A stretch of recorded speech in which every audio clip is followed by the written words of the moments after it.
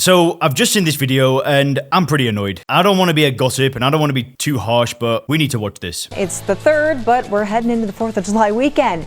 It's upon us, and that means barbecues, festivities, and for some, alcoholic beverages. Now, for years, the general guideline has been to limit alcohol to 2 drinks a day, but that may soon change. Joining us with some insight, Dr. Jolene Hubard. She's a line of health medical oncologist. Dr. Hubard, thanks for being with us this morning. Yes, thanks for having me. I think it's really interesting that we're talking to an oncologist because we've heard more and more recently about a possible connection between alcohol and cancer. Can you tell us what the latest research says? Wait. Let's just interrupt right there. Did she just say a possible connection between drinking alcohol and cancer? Possible? It ain't possible.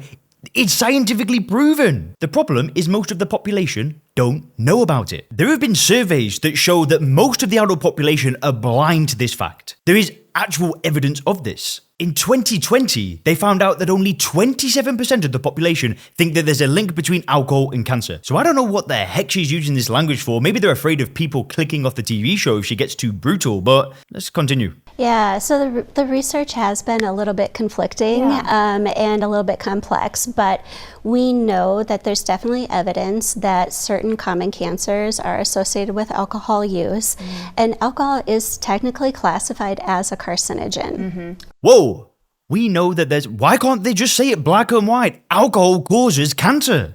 Why are we beating around the bush here? Sorry, but anyway. And when you say certain common cancers, like breast cancer, are those what we're talking about? Correct, yeah. Okay. So biochemically, we know that alcohol can increase the risk or increase the levels of estrogen, which can influence the development of breast cancer, particularly the hormonal sensitive breast cancer. We also know long-term alcohol use can lead to cirrhosis of the liver and inflammation, which can lead to liver cancer. So there are definitely clear risks for certain cancers. Okay, I guess they were building up to the point, but it doesn't take 90 seconds to say alcohol causes cancer. I feel like they're really just delivering this blow very softly, and it's not necessary. Let's see what else they got to say. And very quickly, if you want instant access to a brand new video training that I've just finished showing you how to control alcohol in as little as 48 hours, then click the link in the description. This new method is not about using willpower therapy or AA meetings. It's totally different. I do not publish this video anywhere else online, and it's already changing thousands of lives. So click the link below for instant access. Once you're on the next page, enter your name and email address and your free training will begin. It takes just 7 minutes to watch, but it'll feel like somebody flicks a switch in your brain. And honestly, I'm not sure when I'll start charging for this 7-minute video training. That's how good it is. But whilst it's still available, click the link below, enter your name and email address, and watch that video now. For a long time, the guideline was two drinks a day, but those are changing. What are the new recommendations? Yeah, so it was actually historically it was 1 drink a day for women, 2 drinks a day for men. And now we expect that those guidelines will be eliminated. They'll change to recommending that Americans drink in moderation and limit their alcohol use due to certain health effects. What does that even mean? What does that mean? What does that look like? First question is, why is that recommendation changing? Why is the wording changing? And then second, in moderation, what does that mean? Does that mean less than 1 drink a day? That is an excellent question. A lot of people listening being like, okay, well, what should I do? Yeah, I think the people's choices on whether to drink or not really should be individualized, right? So people may have certain medical risk factors or family risk factors that may influence their decision, and they may want to come back. Other people may be comfortable with more moderate consumption. We generally, try to stick to that 1 to 2 drink per day limit. It tends to be on the weekends, such as the holiday weekends. People drink more, but we really discourage the binge drinking, which is, getting greater to that 3 to 5 drinks or more. What do you make of this new recommendation?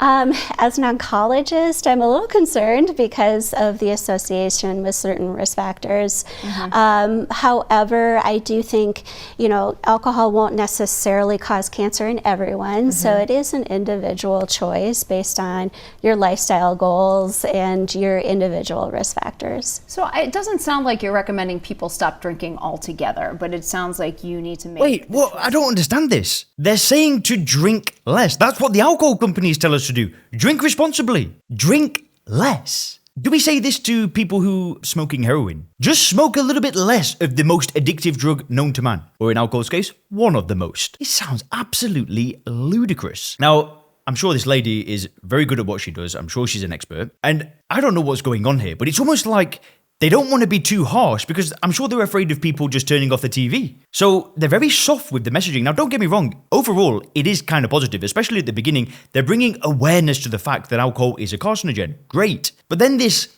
kind of beating around the bush, like, yeah, drink less. If that stuff worked, nobody would get drunk. We'd all drink less. It's a drug. And the problem with shit like this is how many people are going to watch this and drink less. When I drank alcohol, if I watched this, do you know what I would think? I wouldn't think, tonight I'm going to have just one drink. Well, do you know what? I might think that. That's exactly what I would think. Oh, okay, right. I don't need to stop drinking. I can drink less. Great justification. Have one drink. Boom, I'm drinking 10. Every time. Every freaking time. And it's messages like this that just exacerbate the problem. Because think about it like this. There is an element of truth in what she's saying. I'm not trying to be mean. I'm not making this personal. But the answer is clear. There is no safe amount of alcohol to consume. Zero. The same way that there's no safe amount of cocaine to snort. And to me, when people talk like this in this vague kind of soft language, it doesn't help anybody. I always think about the amount of people that will do this and go, all right, tonight I'll have one glass of wine, and then they finish the bottle. And I will just say, I do agree that people should be able to choose what they put in their body. But an expert, an oncologist, recommending people still drink this carcinogen and this poison, I don't get it. Anyway, let's finish it off. So really talking with your doctor about your risk factors for the development of alcohol-associated risks is super important. And your doctor may recommend, hey, based on your particular factors, you may want to limit or even cut out alcohol use altogether. All right. Wow. Well, Dr. Jolene Hubard, thank you so much for being here with us. Yes, I really appreciate it. thank you very much. Yeah. I'm not even sure what to say. This is... Honestly, it deflates me. I feel just like, go and see a doctor to stop poisoning yourself. And maybe the doctor will say, limit your drinking. And listen, I'm not saying that what she's saying is wrong. To me, though, it is just absolutely terrible advice. Go and see a doctor. Maybe a doctor will tell you to limit your drinking or maybe stop altogether. Do you know what I would have loved to have seen? Is somebody like her that's clearly an authority on her topic. She is literally a cancer specialist. I would have loved her just to sit there and look at those interviewers dead in the eyes and say, people need to wake the hell up. But it's media, right? Do you know what's going to happen if they do that? Half the population are probably going to turn off the TV. Ratings are going to plummet, but it's going to save people's lives. But anyway, it is what it is. At least the conversation's going on. I just couldn't help but make this video. It needed to be addressed. And if you click the video on the screen now, I'm going to show you some of the secrets to actually getting in control of your drinking. You definitely want to check this one out next.